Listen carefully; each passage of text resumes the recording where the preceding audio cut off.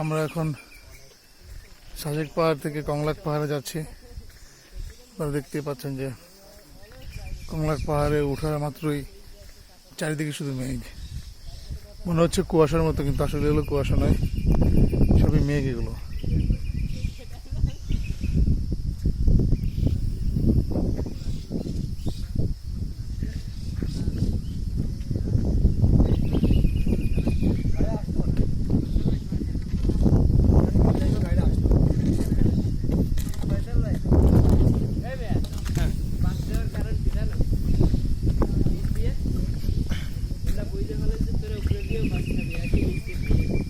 না বলছি তো যাওয়ার পরে আসার সময় বাস কেউ ফেরত দিয়ে টাকা লাগবে, টাকা